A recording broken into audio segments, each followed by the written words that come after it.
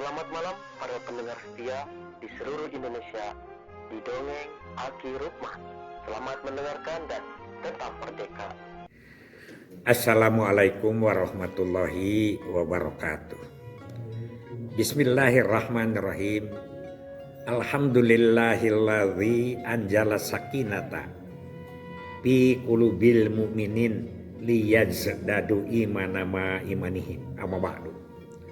Bapak Ibu dan kawan-kawan sekalian serta anak cucu Aki dimanapun menyimak dongeng ini, selamat malam and sampurasun. Begini, setelah kita mendapat fatwa ulama di Cipasung ya pada tahun 2012 itu, tidak berhenti kita itu, tapi terus berkampanye, mengkampanyekan, mensosialisasikan tentang hasil fatwa. Begitu cara kerjanya. Ya, itu luar biasa itu. Jadi sebelumnya kita kondisikan seluruh Indonesia, setelahnya kita kondisikan lagi. Begitu ya. Jadi kata Pak Pristiwaluyo itu tidak usah harus merasa bergengsi kalau kita tidak berubah, karena sekarang itu budayanya kalau tidak berubah merasa bergengsi. Ini enggak, jalan aja dulu terus. Jadi kalau ulama itu dituntaskan. Nah, di mana saja pusatnya waktu itu seluruh Indonesia ada di Surabaya. Jadi seluruh Indonesia datang ulama-ulamanya perwakilan ke Surabaya. Nah, Aki alhamdulillah diundang waktu itu menjadi moderator karena sudah pensiun ya. Diundang oleh siapa, Pak Nerius apa Pak Yamin Waisale masih, atau Bu Wiwi? Kayaknya Bu Wiwi enggak ya. Lupa direktur Jalsusnya waktu itu siapa. Pokoknya Aki di situ. Luar biasa. Siapa saja Ki yang menjadi narasumber? Narasumbernya dua yang inti itu. Satu adalah komisi fatwa. Jadi orang-orang yang dari daerah-daerah yang ikut menjadi komisi fatwa pada saat muktamar itu yang menjadi narasumber. Dia menceritakan bagaimana proses terjadinya muktamar dan alasan muktamar terjadinya fatwa dengan alasan-alasan kenapa bisa diterima seperti itu.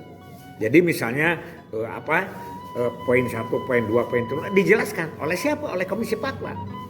Jadi orang yang membuat, yang terlibat di dalam fatwa itu, itulah yang menjadi narasumber utama.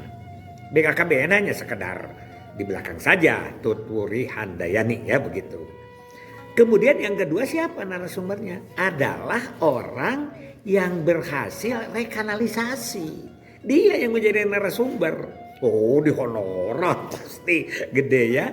Yaitu yang dari Surabaya yang cerai dengan istri pertama dengan sudah punya anak 3 waktu itu. Dan kemudian meninggal dunia istrinya. Dia kembali punya istri baru yang belum punya anak. Karena tuntutan. Karena tuntutan ingin punya anak dari istrinya. Maka dia rekanalisasi vasektominya. Dan berhasil itu di rekanalisasi Surabaya. Dia yang jadi narasumber. Sampai dia itu sumpah-sumpah begitu kalau dia itu mengatakan palsu. Dan yang dibawa itu istrinya dan anaknya yang sudah hasil itu. Anaknya ya sekitar 2-3 tahun lah. Sudah bisa ngomong gitu, bangor gitu. Perempuan kalau tidak salah anaknya. Itu bagus sekali. Ada satu permintaan dari Aki. Di moderator ya, jadi Aki kan bebas berbicara. Pak, ini kepada seluruh ulama itu ya ratusan lah kalau gitu, kalau tidak salah ya. Itu biaya kita dari biaya BKKBN. Lalu kita bicara para ulama nih, bagaimana nih? Karena kami ini seorang penyuluh, seorang KIE begitu ya, begitu mengatakan. Kan bisa nih bicaranya seperti begini. Vasektomi itu haram. Kecuali 1, 2, 3, 4, 5 yang kemarin oleh Aki dijelaskan pada 2 hari yang lalu. Atau kata Aki itu vasektomi itu halal dengan syarat 1, 2, 3, 4, 5. Boleh nggak Kiai seperti itu? Oh Kiai nggak boleh kita mengadakan menceritakan halal dengan syarat. Padahal dari segi KIE sama. Kalau kalau di luar ulama ngomong sama aja gitu, tidak dosa kan, kita mah bermakna untuk teknik ber-KIE. Jadi antara haram kecuali dengan halal dengan syarat itu sama sebetulnya begitu, asal sama syarat-syaratnya atau kecualinya itu. Begitulah ya. Dan dari situ Aki terus menerus berangkat ya. Aki pernah ke Simelu ya, Pulau Simelu itu yang Aceh, bersama Pak Nasrullah Jakfar, Kepala BKKBN Aceh. Teman Aki tuh kemana-mana spama segala macam bareng lah gitu. Itu terus ke mana, ke Ternate, ke Batam, dan lain sebagainya lah. Jadi tidak berhenti kita, tidak berhenti. Jadi kalau sesuatu itu terus menerus, dan itu ini yang kata Pak Pristiwaluyo, ini Aki Japrian dengan Pak Pristiwaluyo, beliau secara kesepuhan menyebut menanggapi ketidaksinambungan generasi yang Aki obrolkan dengan Pak Lalu Sudarmadi itu. Kemudian Pak Pristi mengatakan ada 2 Ki yang gengsi itu, katanya. 1 adalah kalau tidak berubah itu tidak berprestasi. Kalau memakai yang lama itu kuno, tidak berprestasi, katanya begitu kata Pak Pristi Waluyo. Seharusnya ada 3 amanat. Ada 3 amanat karena Aki bilang ke beliau bahwa kita itu diamanati untuk memelihara pohon KB. Sekarang banyak yang pindah tempatnya pohon KB itu gitu. Kata Pak Pristi Waluyo ada 3 yang harus kita pedomani. Yang pertama adalah keteladanan kepemimpinan. Nah ini di KB itu keteladanan kepemimpinan. Walaupun mungkin bablas seperti Aki ya, tahun 78 anaknya sudah 3, tahun 88 terakhir ya begitu. Itu sebetulnya sekarang lebih lumer, lebih bablas angine.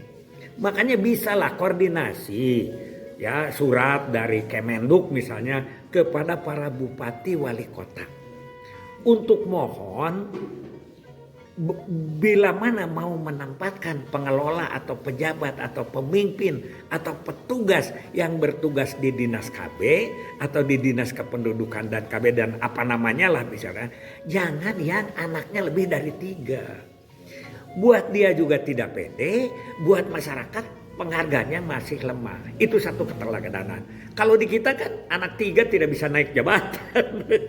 Kenapa tidak koordinasikan ini? Ini satu. Ya, keteladanan, banyak keteladanan kepemimpinan yang lain yang kira-kira bisa kita koordinasikan sehingga wibawa komarah kepemimpinan orang-orang pengelola itu luar biasa.